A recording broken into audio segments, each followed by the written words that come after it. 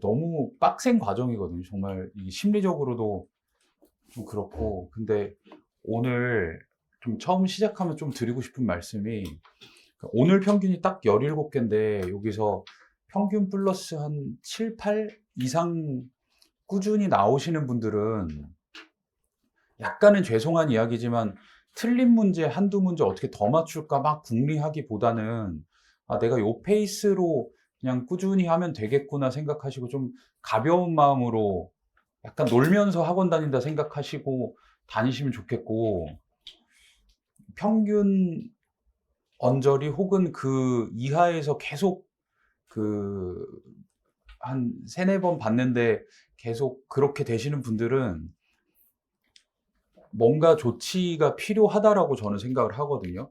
그러니까 왜 그러냐면, 이게 2만 명이 시험을 봐서 2천 명 뽑는 시험이니까 10분의 1이 성공하는 입시고 90%가 실패하는 입시잖아요. 어쩔 수 없이 슬프게도.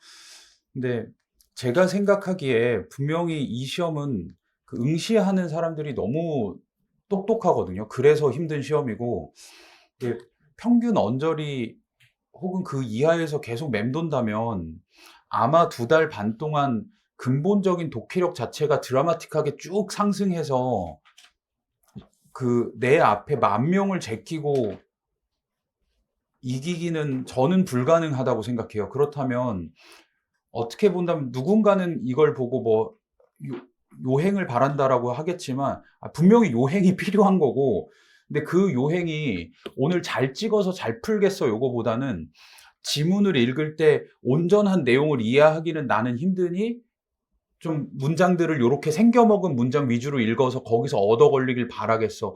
혹은 선지에서 나는 내용적으로 접근이 안 되는 지문의 개수가 꽤 많으니까 거기서는 선지 문장 구조 위주로 보고, 아니면 발문을 정확하게 보면서 거기서 남들보다 덜 고민하면서 100% 정확도는 추구하지 못하더라도 한 7, 80 이상의 덜 노력해서 덜 시간을 써서 맞추는 무언가 방법들이 있다면 그런 것들을 좀 차곡차곡 좀 쌓아 나가셔야 그 그러니까 이게 꽤 많은 비용을 지불하고 꽤 많은 시간을 투자하시면서 입시를 준비하시는 건데, 절대 확률이 0인 상태로 시험장에 가서는 안 된다라고 저는 생각을 하거든요.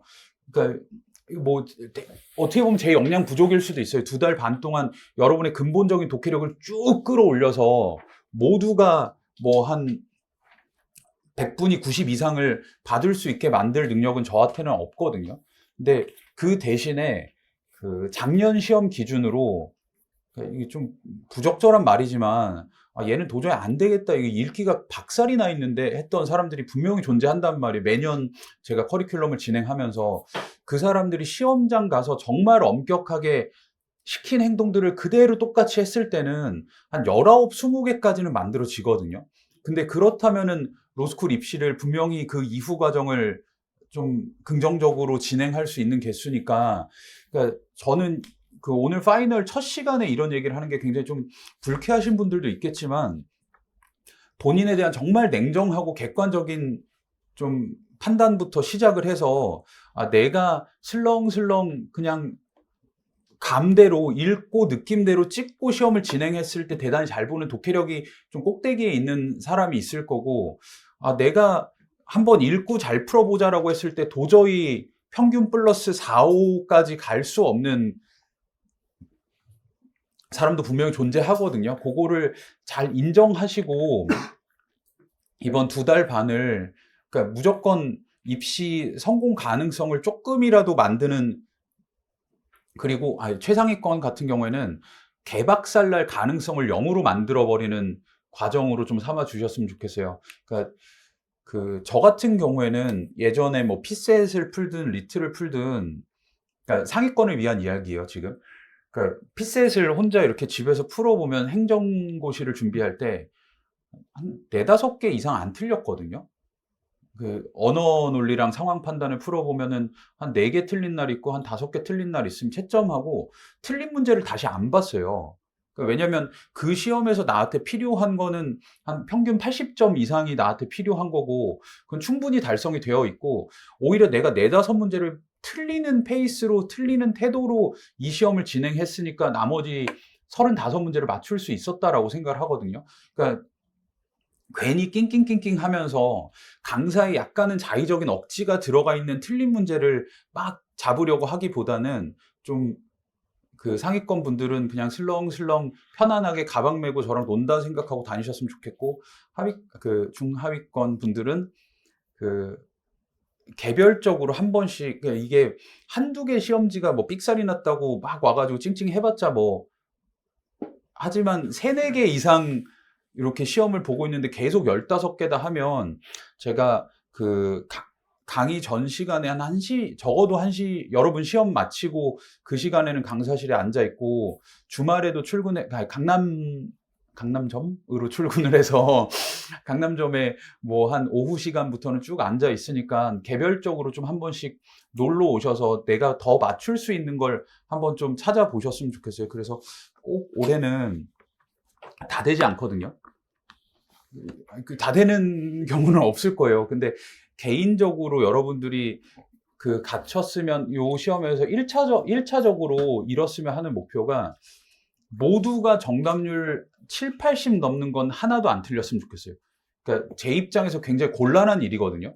정답률이 100, 100, 100, 100, 100, 100, 100, 100, 뭐 40, 100, 100, 100, 100, 40, 100, 100, 100, 100, 40 하면은 평균도 이상해질 거고, 강사 입장에서는 시험지를 이렇게 제공하는 입장에서 곤란한 일이겠지만 아마 그런 일도 발생하지 않아요. 하지만 개인적으로는 일단 정답률이 7, 80 넘는 문제들은 어지간하면은 조금 다 맞출 수 있도록 태도를 취해 주시고, 그리고 서울대 로스쿨을 꿈꾼다, 평균 플러스 한 7, 8 정도면 그 위랑 무차별하다라고 생각하거든요. 왜냐면 제가 제공하는 시험지가 본 시험의 논리와 완벽하게 이렇게 동일한 수준까지도 절대 되지 않을 거고, 분명히 좀 억지스러운 문제들이 중간중간 껴있기 때문에 그걸 28개 맞추나, 오늘 시험지 기준으로 28개 맞추나 24개 맞추나 저는 무차별하다고 생각해요. 본 시험 가가지고. 근데 하여튼 잘 해봅시다. 저도 제가 최선을 다할 테니까. 그리고 제가 요 시험을 이렇게 준비하면서 느낀 것 중에 하나가, 기분도 꽤나 중요한 것 같아요. 그러니까 이게 그러니까 정말 좀 화나 있거나 기분이 안 좋은 상태에서 글을 읽으면, 저도 직업이 이건데도 글이 정말 잘 안 읽히더라고요. 그래서 고객님들의 감정선도 잘 지킬 수 있도록 제가 최선을 다해서 해볼 테니까, 좀 편안한 마음으로 그 대신 좀 열심히 하시면서 뭐가 필요한지 개별적으로 좀 잘 물어보시면서 하셨으면 좋겠어요. 하여튼 오늘 맨 처음 시작하면서 볼 거는 7번에서 9번 지문이에요.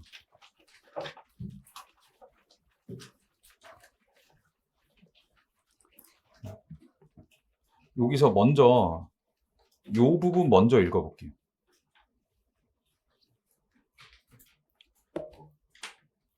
우리가 요만큼을 읽으시면서, 동치성 단락을 읽으시면서, 이게 글을 읽으면서 온전하게 이해가 되지 않더라도 저는 문제를 맞출 수 있어야 된다라고 생각하는 사람이거든요.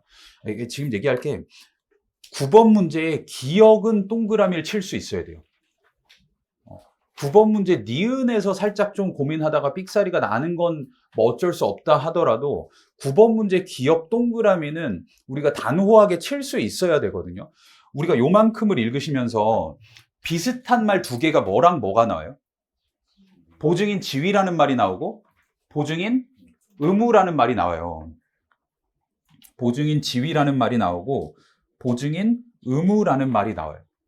그러니까 제가 글을 읽으면서 항상 강조하는 건, 개수나 똑바로 세면서 글을 읽으세요라고 이야기를 하거든요. 보증인 지위가 무슨 말인지 이해하고 납득하는 건 사실 문제 맞추는 것과 크게 관련이 없을 수 있어요. 하지만 우리는 보증인 지위와 보증인 의무를 정확하게 구분하는 건 문제 맞추는 것과 정말 큰 상관관계가 있거든요. 그럼 이제 요 2개가 있고, 밑에 내려와서 보시면 위법성설이 있고